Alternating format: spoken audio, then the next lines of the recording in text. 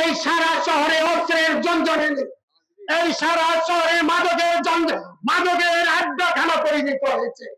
কোথায় প্রশাসন? তাদেরকে গ্রেফতার করে না কেন?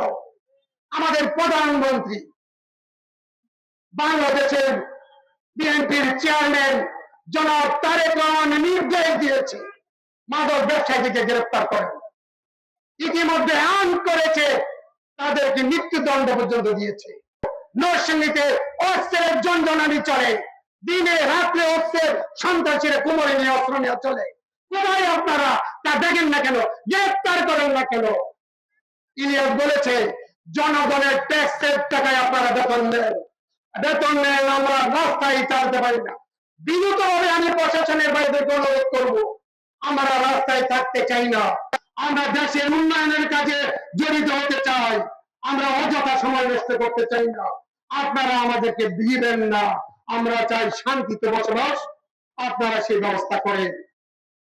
আমরা যদি আমরা এই জনসভার পরে 24 ঘন্টার পরে যদি আমরা কোনো ব্যবস্থা না হয়, আমরা আমাদের ব্যবস্থা নেব। কোন সন্ত্রাসী, কোন অস্ত্রবাদীকে বাদ থেকে, কোন মাদক ব্যবসা থেকে এই শহরে থাকতে দেব না। এলাকাবাসীদেরকে বলবো, আপনারা দোকান পাটে, প্রত্যেকটা দোকান পাটে একটা করে 2.5 হাত লাঠি, একটা করে বাঁশি, লাঠি আর বাঁশি নিয়ে দোকানে রাখবেন। যদি প্রশাসন সহযোগিতা না করে, আমাদের নিরাপত্তা আমরাই ব্যবস্থা করব। সন্ত্রাসীরা 10 জন 5 জন সব আসে, আমরা হাজার হাজার মানুষ। একটা ঘরে যদি কেউ আসে, হাজার হাজার মানুষ আপনারা বের হয়ে যাবেন, বাঁশি দিয়ে বের হয়ে যাবেন, লাঠি হাতে নিয়ে।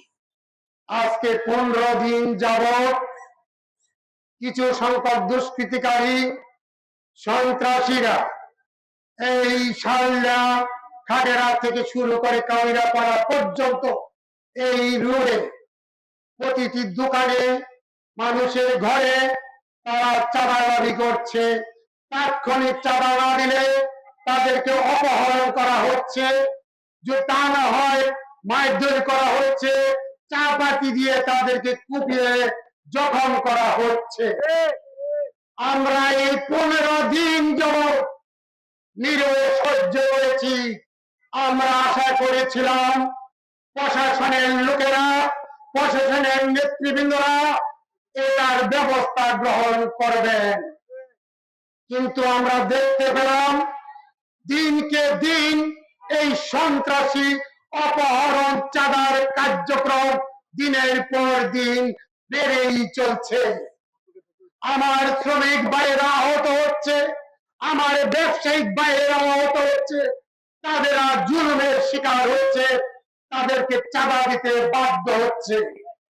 আমরা নিরুপায় হয়ে এই জনগণ আজকে রাস্তায় দাঁড়িয়েছে। সংগ্রামের সাথে বন্ধুরা, ব্যবসায়ী সমাজ, শ্রমিক সমাজের উপার্জন কিন্তু সবচেয়ে উৎকৃষ্ট উপার্জন। তারা কঠোর পরিশ্রমের বিনিময়ে উপার্জন করে, খুব কষ্টের বিনিময়ে উপার্জন করে।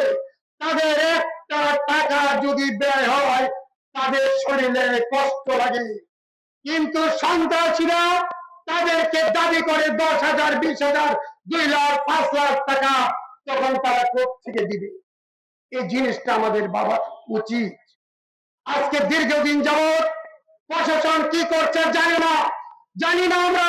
তারা তাদেরকে ধরছে, কি করছে এটা আমরা এখনো দেখি না।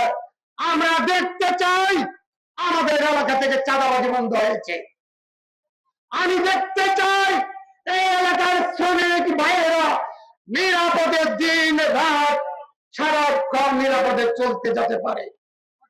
ব্যবসায়ীরা যাতে দিন রাত দোকান খোলা রেখে নির্বিঘ্নে ব্যবসা করতে পারে, আমরা এটা চাই। আমরা শান্তি প্রিয় মানুষ, আমরা সবাই মিলেমিশে এই এলাকায় শান্তিতে বসবাস করতে চাই। আজকে থেকে আমি প্রশাসনের ভাইদেরকে অনুরোধ করব, 24 ঘন্টার ভিতরে যারা প্রকৃত দোষী তাদেরকে গ্রেফতার করুন। যদি গ্রেফতার করতে ব্যর্থ হন, আমি আওয়ামী লীগ সরকারের আমলে আমাকে পুলিশ গ্রেফতার করে থানায় নিয়েছিল, তাছাড়া আমি থানায় যাই নাই। আবার যদি যেটা হয়, হাজার হাজার শ্রমিক নিয়ে আমি থানা দেহ করব। তাই আমি প্রশাসনকে বলতে চাই, আমরা হাজার হাজার শ্রমিক নিয়ে থানা পর্যন্ত যেতে চাই না। আমরা ঘুম থেকে উঠে আমরা দেখতে চাই আমরা নিরাপদ, আমাদের ব্যবসায়ী ভাইয়েরা নিরাপদ, আমাদের শ্রমিক ভাইয়েরা নিরাপদ। শ্রমিকরা শান্ত, যদি জেগে উঠে তখন কিন্তু প্রশাসনের এরও রক্ষা করতে পারবেন না। আমরা ওই জায়গায় যাইতে চাই না। আমরা শান্তিপ্রিয় মানুষ, শান্তিতে আমরা কর্ম করব, কাজ করব, ভাত খাবো। আমরা কারোর সাথে বিবাদে জড়াতে চাই না, আমরা চাই শান্তি। আশা করি আজকের পর থেকে 24 ঘন্টার পরে যারাই সন্ত্রাসী তাদেরকে গ্রেফতার করবে।